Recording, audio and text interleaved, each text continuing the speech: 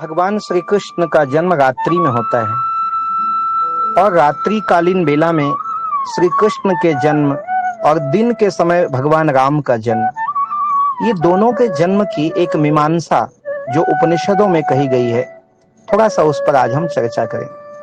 क्योंकि कुछ भक्तों ने जिज्ञासा की थी कि भगवान कृष्ण का जन्म रात्रि में क्यों और 12 बजे के बाद ही क्यों। देखिए, राम जी का जन्म दोपहर में 12 बजे होता है, कृष्ण जी का रात्रि में 12 बजे। लेकिन इसका अर्थ यह नहीं है कि कौन अच्छे समय में जन्म ले रहा है, कौन अच्छे समय में नहीं ले रहा है। वैसे भी रामचरितमानस में गोस्वामी तुलसीदास जी ने कहा, जोग लगन ग्रह बार तिथि सकल भय अनुकूल, चर अरु अचर हर्ष जुत राम जन्म सुखमूल।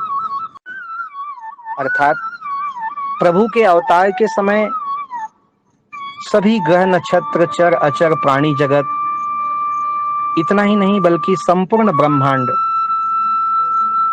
एक ऐसे सूत्र की में बंध जाता है, सबके हृदय में आनंद और उल्लास होता है। शीतल मंद सुरभि बहबाऊ, हर्षित मन संतन मन चाऊ। तो इस प्रकार भगवान कृष्ण के जन्म की घड़ी रात्रि 12 बजे की। कृष्णा कौन जो तृष्णा को मिटाए, राम कौन जो काम को मारे। काम को मारने वाले राम, तृष्णा को मिटाने वाले कृष्णा। वैसे भी रात्रि में 12 बजे से लेकर 3 बजे तक इसे राक्षसी बेला, दैत्य बेला या फिर विषय विकार के आवेग की बेला कही जाती है। ऐसे बेला में कृष्ण का आगमन ये संदेश देता है कि मनुष्य, तुम जागते रहोगे तो कृष्णा तुम्हारे पास आएगा और सोओगे तो तृष्णा तुम्हारे पास आएगी। तृष्णा को मिटाना हो तो कृष्णा के शरण में आ जाओ। और कृष्ण का जन्म इसीलिए रात्रि में 12 बजे होता है। गर्ग संहिता में महर्षि गर्ग के व्याख्या के अनुसार भगवान श्री कृष्ण के 12 बजे रात्रि में जन्म लेने का कारण ऐसा नहीं है कि कृष्ण जी के लिए कोई समय अनुकूल है, कोई समय प्रतिकूल है। वो तो स्वयं समय की संरचना करने वाला है, समय को बनाने वाला, समय चक्र को चलाने वाला। ये संपूर्ण ब्रह्मांड सृष्टि का समय जिसके हाथों में चक्र सुदर्शन की तरह घूम रहा हो, जो स्वयं उद्घोषणा करता हो कि मैं समय हूं, उसके लिए किसी समय घड़ी को अशुभ कैसे माना जाए। फिर भी महर्षि गर्ग ने अपने संहिता में व्याख्यान किया है कि कृष्ण के जन्म के समय जो संयोग बना, वो संयोग आज तक धरती में कभी नहीं बना। भगवान श्री कृष्ण 16 कलाओं के स्वामी हैं और ऐसे भगवान रास रासेश्वर नंद नंदन श्याम सुंदर वैभव निकुंज कुंज विहारी, श्री राधा प्रिय भक्त जन प्रिय, कष्ट हारक दुख नाशक और आशुतोष श्री कृष्ण माखन चोर श्याम सलोने नीलमणि।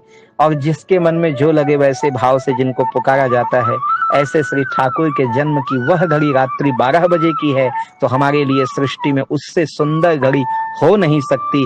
जिस घड़ी में हमें कृष्ण मिले, वही घड़ी हमारे लिए सूर्य से भी अधिक प्रकाशित समय है। श्री कृष्ण जन्माष्टमी पूरे विश्व में मनाया जाता है, केवल भारत में नहीं। और कृष्ण को भी पूरे विश्व में माना जाता है, केवल भारत में नहीं। हमारे भारत देश के लिए ये बहुत बड़े गर्व की बात है। इस भारत के लिए इतना बड़ा सम्मान श्री कृष्ण के कारण हमें प्राप्त हुआ है। कुछ लोग कहते हैं कृष्ण भगवान है, क्यों? उन नास्तिक लोगों को कहना चाहूंगा, वह कृष्ण जिसके कारण आज विश्व के अंदर वंदे कृष्णम जगत गुरुम, उस कृष्ण के आभा को समझो, उस कृष्ण की कांति को समझो, उस कृष्ण के उस श्याम सलोने स्वरूप के दिव्यता को समझो, जिसके कारण सारा विश्व माखन चोर का दीवाना हो जाता है। धन्य है वह माखन चोर जिन्होंने इस धरित्री के उद्धार के लिए संपूर्ण राजाओं को एकत्रित किया। एक तरफ पांडवों की सेना, एक तरफ कौरवों की सेना बनाई, दुष्टों का दलन और सज्जनों की रक्षा का बीड़ा उठाया। और ऐसे कृष्ण जिन्होंने श्रीमद् भागवत गीता का उपदेश किया, जो संपूर्ण उपनिषदों का सार है, ऐसे कृष्ण को नमन करें। कृष्ण जन्माष्टमी केवल कृष्ण के जन्म का पर्व नहीं है। मैं आप सभी ग्रुप में उपस्थित बंधुओं माताओं से कहूंगा कृष्ण जन्माष्टमी भगवद गीता का जन्म दिवस है। कृष्ण जन्माष्टमी संसार में फैले भ्रांतियों के दमन का प्रारंभ है। कृष्ण जन्माष्टमी कंस जैसे, जरासंध जैसे और बाणासुर जैसे दानवों के नाश की घड़ी की शुरुआत है।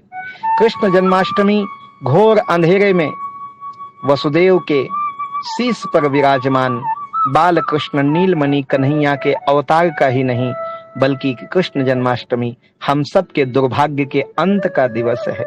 श्री कृष्ण जन्माष्टमी ना होती तो माता देवकी के पुत्र शोक को कौन हरण करता।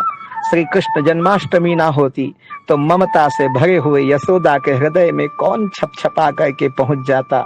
कृष्ण जन्माष्टमी ना होती तो द्रौपदी के खींची जाते हुए चीर को कौन बढ़ा करके मातृशक्ति का सम्मान बचाता।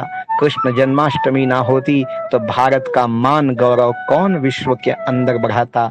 यह कृष्ण जन्माष्टमी ही तो है जो हमारे सम्मान का जन्माष्टमी है, जो हमारे गर्व का जन्माष्टमी है, जो हमारे अभूतपूर्व गरिमा के प्रादुर्भाव की जन्माष्टमी है। ऐसे गर्व के साथ जन्माष्टमी को मनाएं। आज इस देश के अंदर ऐसे भी अधम पापी शिशुपाल जरासंध बाणासुर कंस बैठे हैं जिन्हें कृष्ण की गरिमा नहीं दिखाई देती, कृष्ण की प्रभुता नहीं दिखाई देती। श्री कृष्ण के प्रति अपवाद करने वाले ऐसे इसी देश में बैठे नास्तिक लोगों को मैं सावधान करना चाहूंगा। सावधान, कल जन्माष्टमी है, मेरा श्याम सुंदर आने वाला है तुम्हारा शिरोच्छेदन करने के लिए, तुम्हारा मान दर्पण करने के लिए, तुम्हारे संपूर्ण अहंकारों को चूर चूर करके तुमको रसातल पहुंचा देने के लिए। नाश होगा धरती के उन पापियों का जो गौ माता की हत्या करते हैं। मेरी गौ माता के गले में छुरी रखने वाले, तेरे संपूर्ण वंश का नाश करने मेरा कन्हैया आने वाला है। वो कन्हैया जिसके मुरली की धुन को सुन करके जहां गोपियां लालायित हो जाती थी दर्शन के लिए, तो वही बंसी की मधुर ध्वनि पापियों के कलेजे को चीरते हुए उनके ब्रह्मांड को फोड़ दिया करता था। वही कृष्ण जिनके शंख की गर्जना सुन करके बड़े बड़े दलित पापियों का दिल टुक टुक हो जाया करता था। वही कृष्ण जिनकी उपस्थिति मात्र से दुर्योधन का संपूर्ण अहंकार जल जाता था। वही कृष्ण जिनको देखकर काली नाग भी थरथरा उठा था। वही कृष्ण जिसको स्वर्ग का राजा इंद्र भी प्रणाम करने धरती में आया था। वही कृष्ण जिसके मोह पास में ब्रह्मा भी फंस गए। वो कृष्ण जिन्होंने शिव को बार बार नचाया। वह कृष्ण जो स्वयं विष्णु का अवतार होने के बाद भी विष्णु से भी अत्यंत प्रभावी और मनमोहक बने। ऐसे मेरे कृष्ण का अवतार पापियों के नाश के लिए होने वाला है। इस धरती में गौ हत्यारों की अब खैर नहीं, ये बात की गर्जना कर दी जाए तो ज्यादा अच्छा होगा। मुझे तो आश्चर्य होता है, अद्भुत आश्चर्य होता है। राम और कृष्ण की धरती में मेरी गायें कटती हैं। राम और कृष्ण की धरती में बहने वाली गौ माता के रक्त को मैंने देखा है। भारत में ऐसे बहुत कम साधु संत होंगे, मैं घमंड की बात नहीं करता, लेकिन भारत में ऐसे बहुत कम साधु संत होंगे जिन्होंने गाय के कत्ल खाने में जाकर गायों की हत्या देखी होगी। जब गायों को खींचकर घसीट कर ले जाया जाता है ट्रकों में ठूस ठूस कर, वो गाय 4-5 दिन की भूखी प्यासी गाय कराहती रंभाती बिलबिलाती हुई देखती है उनको जो जिसने उसका दूध पिया। वो इधर उधर नजर दौड़ाती है, कौन है वो जिसने मेरे बच्चों के कंधे पे हल लगा करके खेती कर अन्न खाया। वो कौन है जिन्होंने मेरे दूध दही घी का उपयोग किया। आज वो लोग क्यों नहीं दिखाई देते। गौ माता की करुण क्रंदन बार बार उनकी खून से सनी आंखें दिखती हैं कि कहां है मेरा वो किसान, कहां है वो गोवर्धन में पूजा करने वाला, कहां है वो गाय को रोटी के लिए दरवाजे में खड़ा देख निकलने वाला। आज मुझे बचाने कोई क्यों नहीं आता है। हे कृष्ण, हे राम, तुम्हारी धरती में मेरे साथ ऐसा अन्याय मेरा कोई नहीं। छोटे छोटे उसके वत्स को उसके सामने काट दिया जाता है। उस समय गौ माता का हृदय टूक टूक हो जाता है। गौ माता को एक छोटे से दबड़े में डाल दिया जाता है जहां से वो पीछे नहीं जा सकती, घूम नहीं सकती, और धीरे धीरे उसे मौत की ओर घसीटा जाता है। गाय को एक झटके से पांव को मशीन पकड़ लेता है, 3 पांव नीचे, गर्दन नीचे, गाय उल्टी लटक जाती है। इस तरह 2 दिन 3 दिन तक गाय को भूखा टांगा जाता है। फिर उसे गर्म पानी से नहलाया जाता है, उबलता खौलता 100 सेंटीग्रेड गर्म पानी जब गाय के शरीर को जलाता है, उसके रोएं साफ कर दिए जाते हैं। फिर वह जिंदा गाय को धीरे धीरे गला काट कर उसका खून निकाला जाता है, ताकि गाय मरने भी ना पाए, और उस गाय का सारा खून निचोड़ लिया जाए। उसके बाद गाय का गला काट कर गाय को टुकड़े टुकड़े कर दिया जाता है। ये दुसह वेदना से गुजरने वाली गौ माता कृष्ण को ही पुकारती है कि हे नंदनंदन, कब आओगे, कब हमारी मुक्ति का समय आएगा। हमने भी तो तुम्हें माखन खिलाया है। यदि यशोदा ने तुम्हें प्यार किया तो वो तुम्हारी माँ हो गई, देवकी ने जन्म दिया वो तुम्हारी माँ हो गई। हमने भी तो अपना माखन तुम्हें खिलाया, हम तुम्हारी माँ नहीं है? और यदि हम तुम्हारी माँ होती तो क्या हमें इस तरह तुम मरने देते? गाय के उस करुण क्रंदन को कन्हैया क्यों नहीं सुनता है? मैं भारत के गायों के तरफ से श्याम सुंदर को पुकारूंगा, हे श्याम, आओ धरती में गौ माता की वेदना को दूर करो भगवान।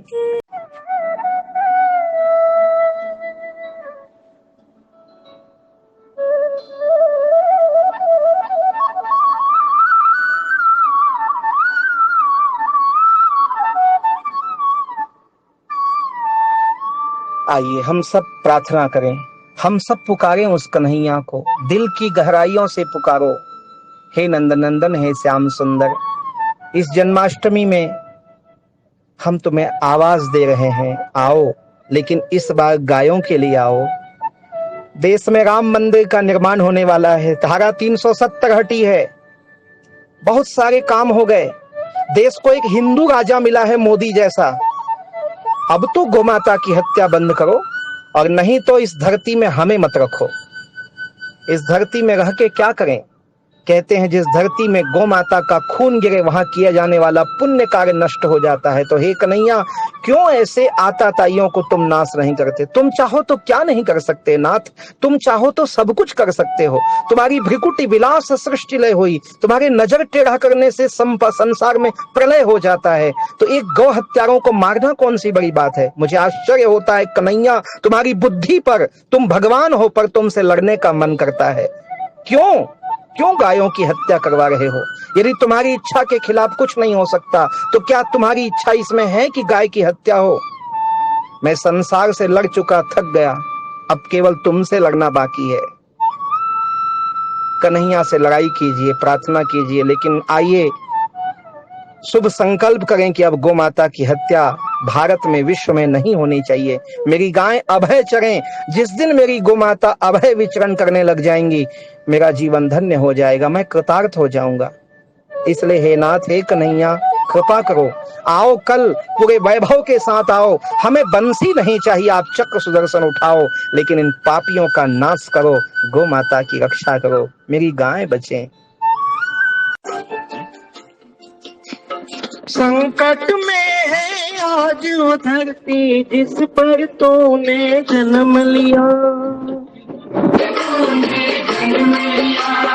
पूरा कर दे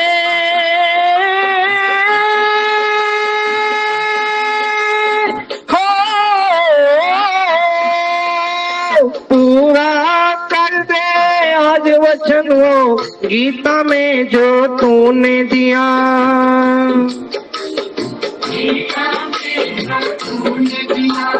कोई नहीं है तुझ बिन मोहन, भारत का रखवाला रे, बड़ी दे भई नंद लाला, तेरी बात की ब्रजबाला, बड़ी दे भई नंद लाला, तेरी बात की ब्रजबाला।